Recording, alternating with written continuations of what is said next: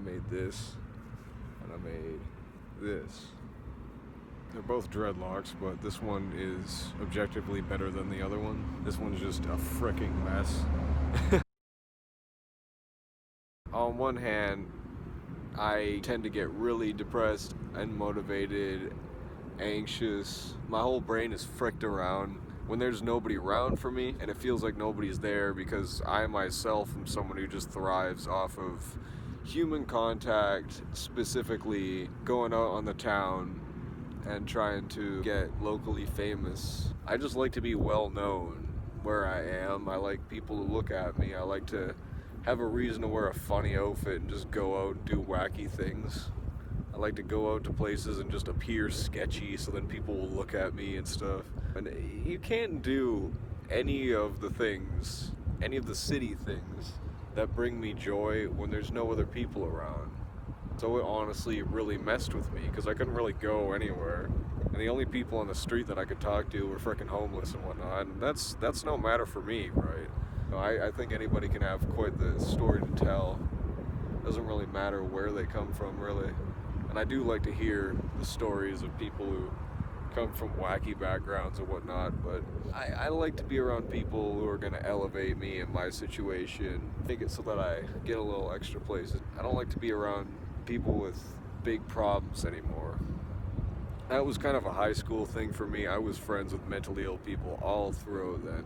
All the damn time. You know, we would sit by the frickin' lockers and be inside and frickin' talk about feeling emotions and people who'd hurt us and frickin' how we'd hurt ourselves. That was life, but I would love to find people to elevate me now. I want somebody to take me away, you know, as it were. I want somebody around me that gives me the feeling that I get when I'm in Vancouver and I see a new type of frickin' vending machine, or I get to ride in a car that was made after 2006. You know, just things that are, I don't know how to say it even, frickin' salt of the earth, just new, wacky things, experiences that everybody gets to have, I guess. I want to feel new and snazzy emotions. All that city stuff, really. You know, things that you can only feel in your everyday life if you're on drugs. And trust me, I have been on drugs through a quarantine. Because this whole anxiety frickin' thing, it's just really, really gotten to me by this point. It's been freaking me out. Just fricking with my mental state on lock. It just would not stop, so I figured, hey, well, we're taking 5-HTP again. That's just how this is gonna go. Just gonna smoke a little bit more dope, more 5-HTP. And so I've been doing all right now. If you're a young homie, drugs are not gonna do you very much good at all. It's all a habit that you don't want to get into. It's like any other bad habit, you know, hanging around people who want to punch you just because they feel like it, right? And frickin' pay you $1, like, oh, bro, what if I punched you and then gave you $1, man? You know, those aren't good friends to have. And it really is just like that. If you're watching this video and you're a little young homie, and no matter what age, if you're 16 and under, just don't do drugs. Why the hell would you want to do drugs? Unless you're frickin' super mentally ill to the point of just no repair or something. And it's gotta be, you know, stuff you gotta go to therapy for, stuff you can't just frickin' take a walk on the beach and forget about, right?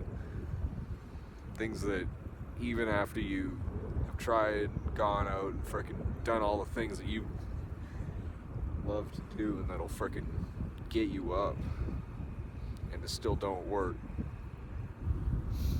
then at that point you could frickin' try a drug or two.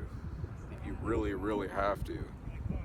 I mean, I started smoking dope at 16, so I would say that's a good age.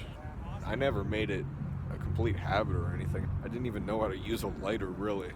I just didn't want to play with fire at all. That's not even a metaphor. I just don't like fire at all. So I only got to smoke it when other people were smoking it. And that wasn't a lot daily for me. And that was it. I mean, if you're older and you're absolutely freaking certain that you won't make it a habit, then freaking do drugs. Go for it. Because anything that you won't make a habit, that won't give you severe consequences, don't go further than weed, really. There's no point in it. I've done codeine for medical reasons. It's no point in it. That stuff's gonna frick with your stomach. I wouldn't take a risk on my damn stomach. Because that's unfortunate as hell. But I mean, once you're an older homie, once you're freaking 18 plus, then you start to get grown up enough to realize that, you know, drugs aren't the frickin' answer. They're definitely not, but for really simple problems like not being able to enjoy a certain moment, then they're kind of fine. Self-medicating for especially the mentally ill, chronically mentally ill, not just the mentally ill of situation, it's really a good idea to do that every so often. It's just a renewal, right? You know, I'm sure scientists at some point in time are gonna just start telling people, are gonna have figured out that our brain is just made out of drugs, really. So, I mean, what's one more? 5-HTP is just frickin' dopamine in a pill, really. When I told my doctor I was doing that, then she said, well, dog, have you been doing too much ecstasy or something? And I said, no, I just don't want to try antidepressants, because antidepressants be like, yo, let me steal your dick. Let me take everything from you. I did not even want to try on that for a second, dude. I'll never do a damn SSRI or frickin' STD or whatever the hell if I can help it. That's bunk, dude.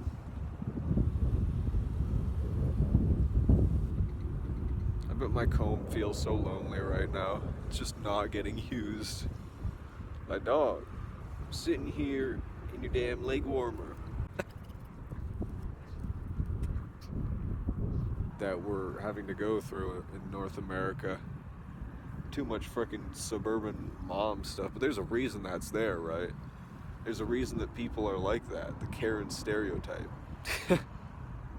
People are so dissatisfied with their jobs, their lives, and everything's just too safe, right? People are raising their kids way too safe. They don't even let them go outside on their own. So honestly, every time I see somebody crying about nothing, I feel so bad for them, because I know what that's like. And after this quarantine, everybody knows what that's like too. Everybody has finally gotten a chance to see how hard it is to live while doing nothing and having nobody around you. I'm really glad the whole world got to see that, because that is just horrible. It's the worst thing a person could possibly go through. That's why they have solitary confinement, you know? That's for the world's most dangerous criminals. So we've all gotten a taste of what it's like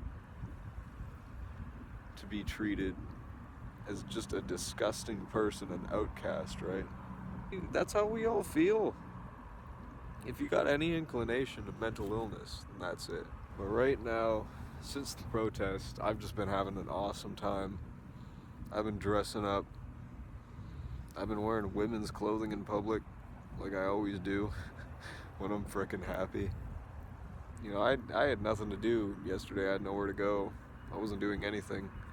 But it was still nice to ride off the high that yesterday gave me. Whether or not that high was induced by 5-HTP. It was a rejuvenating little time, you know? Went and seen my homie there. We had some ice cream, and it was a frickin' good time.